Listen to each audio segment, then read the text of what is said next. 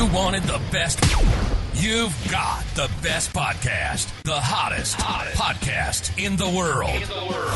The Chris Voss Show. The preeminent podcast with guests so smart you may experience serious brain bleed.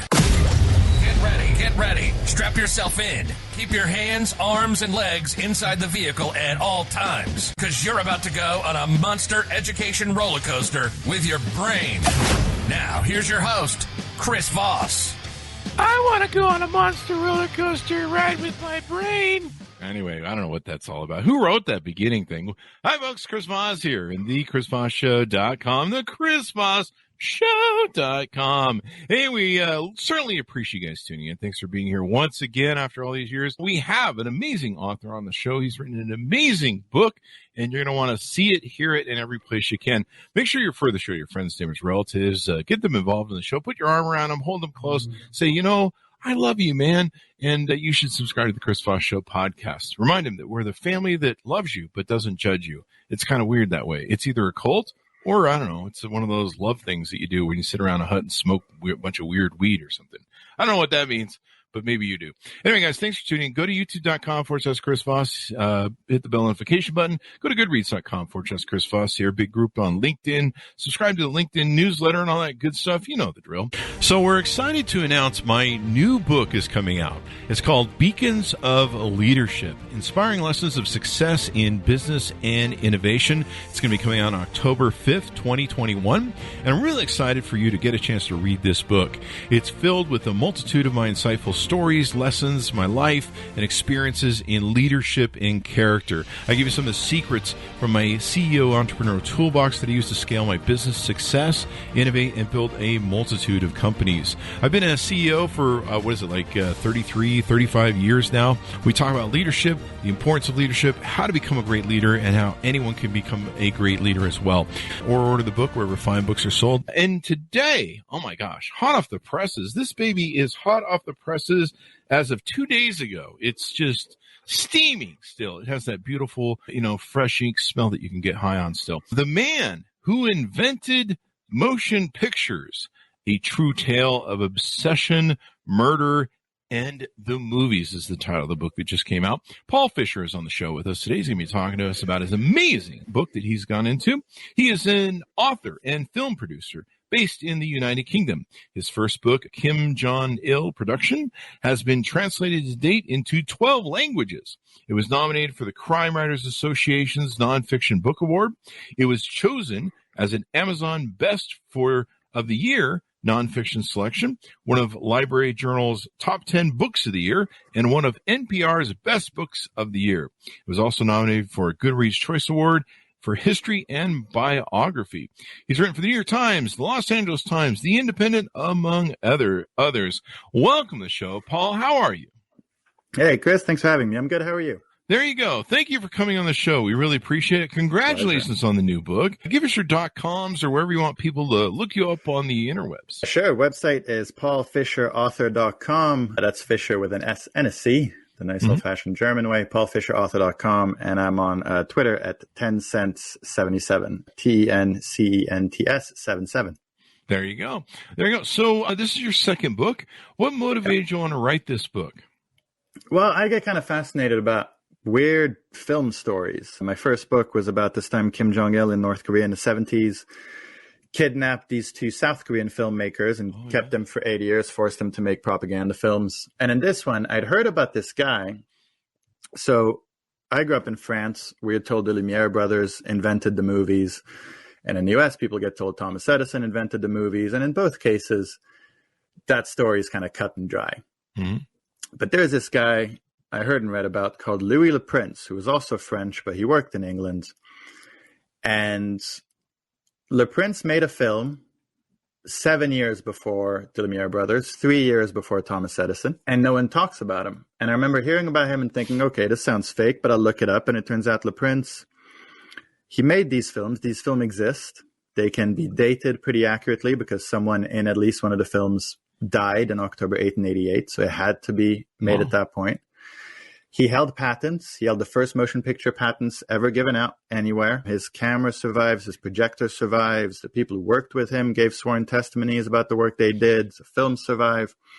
And so I was kind of baffled as to how this guy made movies before Edison, before the Lumiere brothers, and we've forgotten all about him. And it turns out Le Prince, he took these films, and before he was able to make them public, he got on a train in France and vanished, disappeared, never to be seen again. Body was never found, never heard from ever again.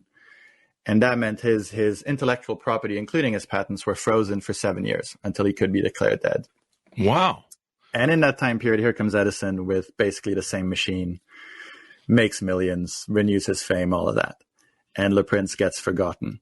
Wow. So I got kind of obsessed with kind of trying to figure out who this guy was and trying to figure out what happened to him, because it's one of those Victorian mysteries hasn't been solved in a century and a half.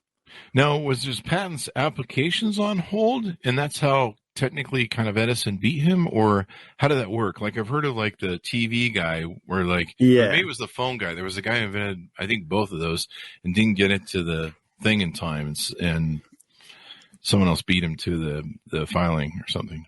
It was more kind of legal shenanigans. So Le Prince's patents were approved and he held them and they were his.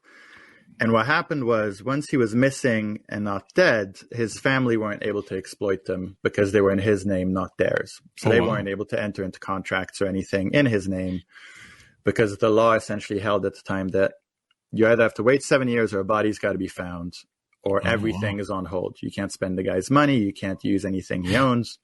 Wow. And in the meantime, just months after he disappears, Thomas Edison is in the newspapers announcing this motion picture device that works very much the way Le Prince's machine worked. And the thing about Edison is he kept an eye on every patent application, every granted patent. He had library staff who cut out kind of notices and sent them to him.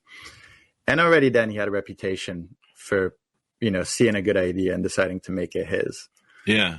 So that's kind of how it started. But it took a few lawsuits eventually, where this Le Prince family tried to restore their rights. Lawsuits that Thomas Edison won, again, with the kind of legal shenanigans he's become associated with.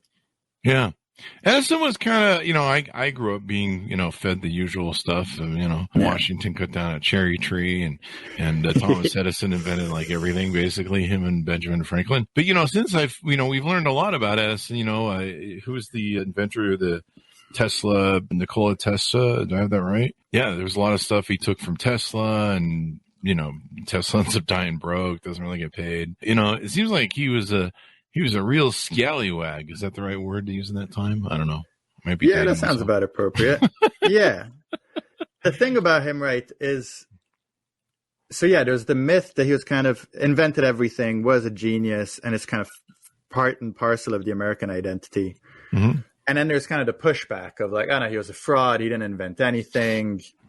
He was a fake. And the thing I kind of realized is he was a lot more of kind of like the first Steve Jobs type, where like he represented a brand and he was very well known. And he was, at this point in the story, in his life at least, kind of like a marketing figure. Like the way Steve Jobs would come out on stage and do those presentations, Edison would go into the papers and announce the future, basically. In the same way Steve Jobs had the black turtleneck and the glasses and the jeans, Edison had the like workman's chore coat and all that stuff. And the thing with him was, kind of early on in his career, he invented a couple things that he legitimately invented, and they were a big deal and kind of made him famous. And then by this point in his life, which is the 1880s, Edison actually kind of had a reputation as a guy who talked a lot and couldn't back it up. Like he would announce this fantastic stuff and he would make these grand declarations about, we're 30 years away from being able to turn anything into gold, and like we can make furniture out of concrete and I can make books out of copper, and like all this weird grand stuff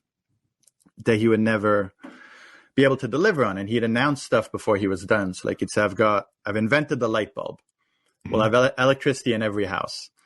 And then it turns out 2-3 years later, he can really only wire up JP Morgan's house because he hasn't actually worked out how the grid works. And so he had this lab of people who worked for him. And even when you talk about motion pictures and whatever he invented, he didn't invent it. This guy called William Dixon, who worked for him, invented it. But it was kind of a work for hire gig, the way you would now, And so he was kind of at the point where rather than coming up with stuff himself, he was so obsessed with finding stuff that would make money and finding stuff that would impress people into kind of thinking of him as the genius he used to be. That he would do stuff like what you were talking about with the telephone, where like he'd see, oh, Alexander Graham Bell's invented this telephone thing. I'm going to go to the newspapers. I'm going to tell the newspaper guys who are friendly with me that that thing actually doesn't work. He's getting ahead of himself. But don't you fret. I've been working on the telephone for years and I've almost got it cracked. And then he would just change one little piece on Alexander Graham Bell's model, put that out and say, see, I have actually invented the telephone. And the other thing didn't work. And if Alexander Graham Bell sues me, I'm just going to bankrupt him with my JP Morgan funded lawyers. And I'm going to repeat this myth to the papers over and over again that I've come up with the telephone until it kind of sticks. Wow. And that's what he did. Not that different from a lot of CEOs today or like companies today. And like, you know, he hated unions and all that stuff. And yeah, he wasn't a total fraud, but he definitely had this thing of if something is near the finish line or just over the finish line, maybe I can co-opt it if there's money in it. And he was that way about movies. Sounds like he was one of these people I always see. I call them carpetbaggers. And we see that a lot in the social media business where, you know, when social media started out, like everybody and their dog got into it. Suddenly overnight, everyone's a social media guru. And then it became, I don't know, NFTs now are the latest things. And, you know, I just see people that switch, you know, every 5 seconds when there is something new, they're like, oh, I'm the expert on this. And you're like, it just showed up last week. How are you the expert already? Like, what's going on? And I call them carpetbaggers because they just go from one trend to another and don't stick with it. And, you know, podcasts are hot. We're in podcasting this week. I get that all the time. People call me up and they're like, yeah, that you're killing it on the podcast. I'm like, well, we've been doing it for 12 years. I hope we've gotten good at it, maybe a little bit. I don't know. But so it sounds like he was kind of one of those guys. He was, yeah. There are Thomas Edison interviews that sound like that stuff. And he had an opinion on everything. And was he into Bitcoin? No, I'm just kidding. He would have been like, there is a Muskie vibe to him. Do you know what I mean? There is like, you know, the same way Elon Musk can come out and go like, I've revolutionized transport. And you go, you've just done a death trap tunnel, really. Is there anything else to this? Just Edison kind of had earthquake. Yeah, exactly. Edison, you know, like every time I see a video of that tunnel, I'm like, I'm never going to be able to go through that tunnel now without thinking what you just said. What's that Sylvester Stallone movie where they all get trapped in one of the tunnels leaving New York? I remember watching it on a plane when I was a kid, and all I can remember is like the dark and the dripping water. I remember there was earthquake in the 70s. It's something, you know, it was around cliffhanger age. Yeah. And every time I see one of the videos of that stupid Las Vegas monorail thing, where like really all you've done is invented the subway, but deadlier. It's like a Simpsons thing. It's a lot of sand that thing sits on.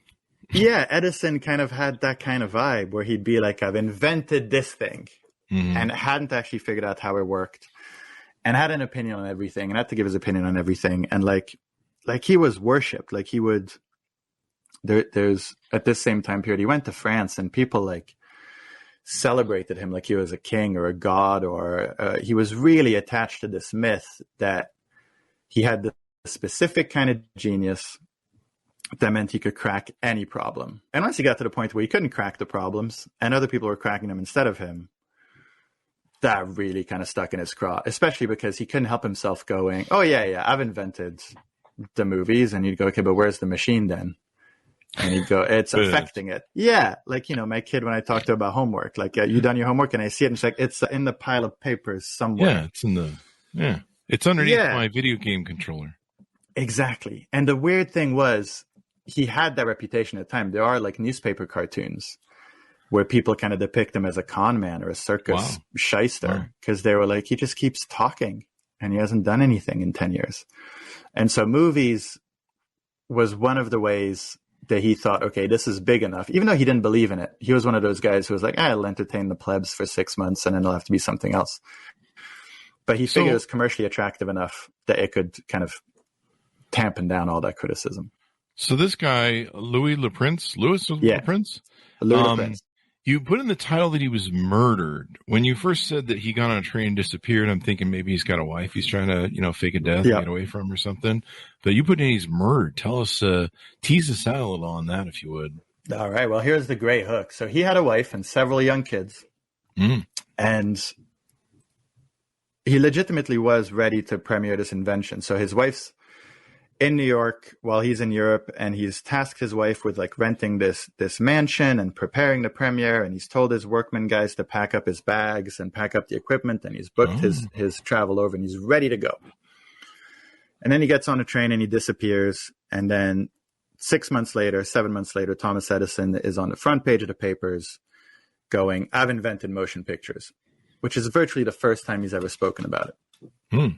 And Le Prince's widow, Lizzie, she reads this article in the New York Sun and she goes, "That sounds an awful lot like what Louis was working on." And she starts getting visits from friends and telegrams and phone calls going, "Oh, that's lovely. Louis working with Edison. I didn't realize. That's great news." And so from that point on and kind of over time, the Le Prince family actually became convinced that Edison had something to do with getting rid of him. Wow. And that Thomas Edison was behind murdering him to steal his invention. Wow. And that's the myth that kind of stuck. The thing is, there's other options. Like, as you're saying, like he could have, there's one theory that's actually the machine's not working. I've spent a lot of money. This is humiliating. I'm just going to, kill myself and kind of save my honor. There's the option that Le Prince did the kind of thing that a lot of people did in the Victorian age, which is, I'm just going to go start a new life somewhere else and do the Martin Guerre kind of thing. I tried to treat it kind of the way you would treat a cold case. I was like, okay, if I'm going to be one of those kind of gray talking head cops in a Netflix miniseries, how am I approaching this? And so I looked at all of that, and I looked at all the evidence, and I hired researchers to go where I couldn't go. And I was like, okay, we're going to drop all the usual list of suspects, and we're going to question everything. And the point I get to in the book that I feel about really strongly, and has a lot of circumstantial evidence pointing towards, that he was murdered, but not by who you expect. Murdered, and not by who you expect. Maybe his wife had him murdered. Well, the one thing I'll say about his wife is that a lot of the account that we have about what his life was like at the end comes from her and from the family. And so, like, you'll speak to cops and they'll go, like, make sure you question the validity of where everything is coming. And so we did that. And so the conclusion I get to is definitely closer to home than Thomas Edison as Lex Luthor and had him rubbed out. So you think that's kind of leaning that way if people read the book, I guess? I think, yeah, definitely. And that's, the very last pages of the book are kind of me laying out my case. And I try and, for me, when I read true crime, part of the fun is trying to get to it before the author does. Yeah. And then see if you agree. So I kind of tried to lay that out. Maybe Edison would see the patent filings, then he'd go get like a spy to work there in the crew. There are people who are convinced that he did that kind of stuff. And there's Le Prince himself, originally worked in New York, and then, as far as it's documented, planned to go explore partnerships with people, including Thomas Edison. Oh, wow. And at the last minute went, I can't actually do that. We should be a lot more private about this, not talk to anyone about this. I'm going to go back to England and work over there. And turned paranoid very quickly. And Edison did have a reputation for stealing. And obviously, this is the age of robber barons and capital over everything. And so he definitely was fearful that. Plus, I don't think they had fingerprinting back then. So, No, they didn't. It was all rogues galleries. It was all. Or CSI, so it was much easier to get away with stuff back then, I guess. For sure. I mean, that's the thing when I was looking at it. Like, if you disappear on a train, you're kind of between jurisdictions. And they hadn't even thought of police work being investigative in any kind of way. It really was like, because he disappeared in 1890, which is basically height of Jack the Ripper paranoia. And really what the cops knew how to do then was find a body, ask around, and then if you get a couple of witnesses who agree, then I guess that's it. That's the investigation that's done. And so, you see this a lot in the Ripper stuff, where there's a lot of cases like that one where they waste kind of 6 or 8 or 9 months like this sounds horrible, but essentially chasing around Jewish people because the two witnesses they ask are anti-Semites going, I bet it was the Jew down the road. And that's literally the extent of what investigating was. Sherlock Holmes had just been invented. And so with Le Prince, he disappears on a train between Dijon in the south of France and Paris. And so he could be anywhere between those two places. Mm-hmm. And, a thing that happened with him was his brother, who we saw in France, was the last person to see him alive, puts him on a train, assumes he's on his way to America. Mm. The people in England and in America don't see him coming. And for a couple of weeks, they assume, he must be staying in France a bit longer. Like there's no texting, there's no calling, there's no, hey, by the way, text me when you get there.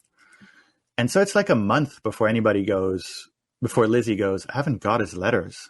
I'm going to cable back and see if everything's okay. That takes a few days. And then the guys in England go, we thought he was in France. We'll cable over there. That takes a day or two. And so it's like a month and a half before anybody realizes he's even gone. Wow. And so like the trail's cold right away. So we kind of had to go back and dig. I don't know. What about that brother, eh? He was the last one to see him. Isn't that usually how it works out? It's the last one to see him? I don't know. Yeah, last one to see him. His brother-in-law had financial troubles, people said, and they were very, very close. Maybe he liked the wife. The wife was, some of that going on. I don't know. All of that. I tried to do it the same way you would, like, hopefully, like making a murder. You're going to talk to your friends and going, could it be that guy? Could it be this guy? I feel like I should have that 2020 guy's voice right now. And then he disappeared. That's the end of every chapter. Well, it sounds like this is an exciting book to read. Is there any way that this wrong is going to be righted, that, he held the original patent, so therefore we should credit him for that? Or is it just a foregone conclusion of history? No, I think it'll come. Like, I think in England over the last few years, even before the book came out, new textbooks and new books have kind of started amending the history of film to say, Louis Le Prince made the oldest surviving motion picture. Mm-hmm. And it's kind of like, it's weird because it's kind of a moot point, right? It's kind of like, there's no financial benefit to it. It's not like anybody, Edison made his money. That's done and gone. The medium's kind of available now. And so I think it'll get there to where he's at least mentioned as, the oldest movie we have is his, the oldest patent is his. And so I guess he was the first. But as you unpack who was the first, I think you also unpack how the way we define the first is kind of nonsensical in the first place. This would make for a good movie, and movies usually change, the narrative on a lot of things once it becomes popular culture. So maybe this is, set up for someone can take your book and turn it into a movie, and then, everybody be like, hey, that is, and then got to keep an eye out for that guy. That's the stuff people remember. The book's been optioned for an adaptation, and when I was writing it, I kind of had the Prestige in my head, the Christopher Nolan film, because everything about it has that vibe of like smoky workshops and back rooms and obsessive people and kind of being rivals almost against competitors. Obviously in that movie, they're obsessed with each other, but like Le Prince and the people inventing the movies, they knew other people were trying to invent the same thing, but they didn't know how far along they were, how they were going about it, so there's a real vibe of like racing a ghost over your shoulder. Yeah. This would be really cool to see on the big screen and the details of it and the who done it. That or you can hire that guy, like I said, from 2020 who has that voice. You know what I'm talking about? Yeah, where he's like, and then, so he's got that voice. So you could have at least have it on that show. That would be fun to have. Anything more you want to tease out in the book before we go? No, it's really cool, and beyond the whodunit part of it, there is a really positive kind of cool vibe around the whole thing. As a part of the 19th century where people were inventing stuff left, right, and center, and the world was changing in a way that's very similar to how fast it's changing now. And for anybody who kind of likes the movies or loves the movies, there is also a cool experience to getting to know Le Prince. Everybody who is considered to have invented film, be it Edison, the Lumiere brothers, all these guys, they were industrialists. And they thought of it as a toy that would make money for a while. And Le Prince was the first guy to have been like, oh no, this is going to change everything. We're going to be able to see how people live on the other end of the world, and we can teach people stuff with it. And he had sketches for cinemas, basically. He called them people's theaters. But he was like, we're going to all get together and watch this stuff together and experience life beyond our own life. And you had this kind of like faith in it, the way if you love movies, you have faith in the movies. And Cool. that's really cool to read about. And it's also one of those stories where like cast of cameos is massive. You know, Queen Victoria pops up, Buffalo Bill pops up, Nikola Tesla pops up. It's a really cool, sprawling kind of experience if people are into that kind of thing. This is definitely going to be interesting. People love a whodunit sort of thing, and they love mystery and, you know, CSI and all that sort of good stuff. So this will be very interesting. Give us your plug so people can find you on the interwebs. Again, yes, it's paulfisherauthor.com. You know, you can read what I'm up to, send a message, anything that I read myself. And then on Twitter, 10 cents 77. And that's about all I've got the time for.